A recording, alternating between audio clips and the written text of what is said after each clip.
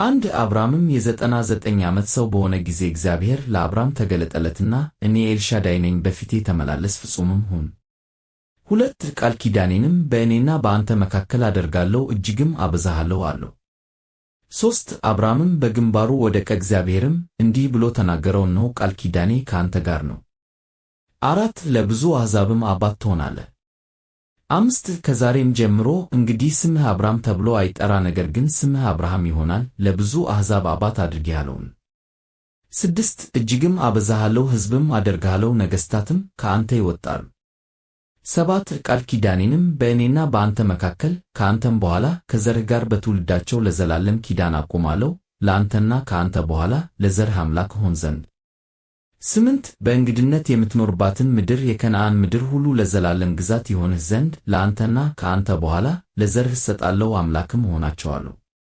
9 እግዚአብሔርም አብርሃምን አለው፣ አንተ ደግሞ ቃል ኪዳኔን ትጠብቃለህ፣ አንተ ከአንተም በኋላ ዘርህ በትውልዳቸው። 10 በእኔና በአንተ መካከል ከአንተም በኋላ በዘርህ መካከል የምትጠብቁት ቃል ኪዳኔ ይህ ነው፣ ከእናንተ ወንድ ሁሉ ይገረዝ። 11 የእልፈታችሁንም ሥጋ ትገረዛላችሁ፣ በእኔና በእናንተ መካከል ላለውም ቃል ኪዳን ምልክት ይሆናል። 12 የ8 ቀን ልጅ ይገረዝ፣ በቤት የተወለደ ወይም ከዘራችሁ ያይደለ፣ በብርም ከእንግዳ ሰው የተገዛ ወንድ ሁሉ በትውልዳችሁ ይገረዝ። 13 በቤትህ የተወለደ በብርህም የተገዛ ፈጽሞ ይገረዝ፣ ቃል ኪዳኔም በሥጋችሁ የዘላለም ቃል ኪዳን ይሆናል። 14 የእልፈቱን ሥጋ ያልተገረዘ ላፍ ሰው ሁሉ ያች ነፍስ ከወገኗ ተለይታ ትጥፋ፣ ቃል ኪዳኔን አፍርሳለችን። 15 እግዚአብሔርም አብርሃምን አለው፣ የሚስትህን የሶራን ስም ሶራ ብለህ አትጥራ፣ ስሟ ሳራ ይሆናል እንጂ።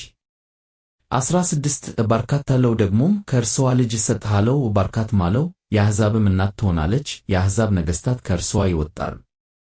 17 አብርሃምም በግንባሩ ወደቀ፣ ሳቀም፣ በልቡም አለ፣ የ100 ዓመት ሰው በውኑ ልጅ ይወልዳልን? 90 ዓመት የሆናትም ሳራ ትወልዳለችን?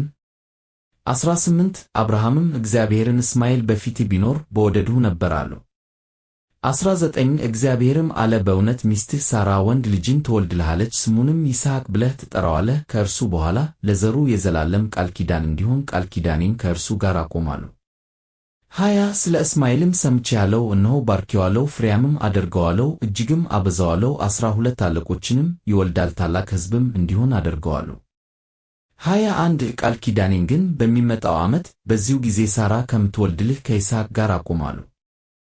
22 ንግግሩንም ከእርሱ ጋር በፈጸመ ጊዜ እግዚአብሔር ከአብርሃም ተለይቶ ወጣ።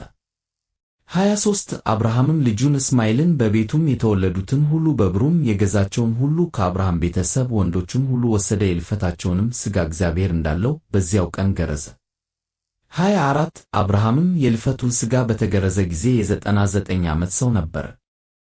25 ልጁ እስማኤልም የእልፈቱን ሥጋ በተገረዘ ጊዜ የ13 ዓመት ልጅ ነበረ።